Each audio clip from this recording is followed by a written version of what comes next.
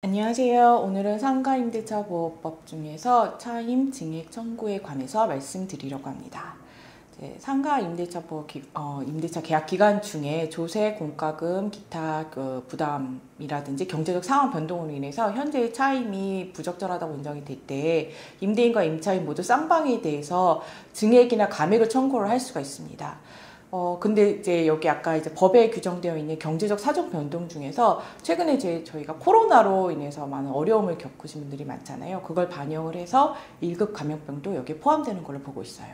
그래서 이제 쌍방이 서로 이제 증액이나 감액을 청구하게 될 경우에 그거에 따라 새롭게 약정을 하게 되는데, 여기서 기준이 되는 게 특히 임대인 같은 경우에 이제 증액 청구를 하시는 경우가 많은데, 임대인이 증액 청구를 해서 한번 증액이 됐다면은 1년 이내에는 동일한 증액 청구를 하실 수가 없습니다.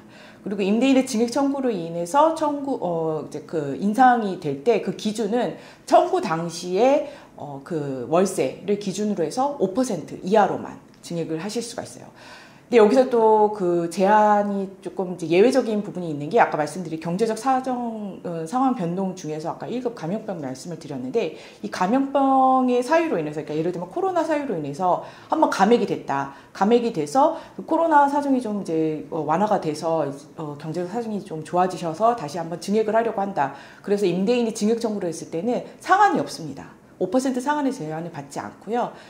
제한 없이 증액이 가능한데, 단 이 제한이 없이 증액이 가능한 시점은 감액을 했을 때에 이를 때까지 차임을. 그래서 예전에 뭐 100만 원 월세 차임이었는데 그것보다 조금 감액을 했다.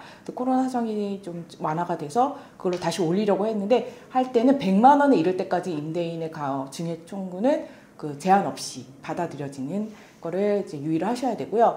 그리고 이제 아까 5% 이제 상한이 있다고 말씀을 드렸는데, 간혹 가다가 5% 상한이 있음에도 불구하고 임대인, 임차인 모두 그걸 넘어서는 비율로 약정을 해서 체결을 하시는 경우가 간혹 있으세요.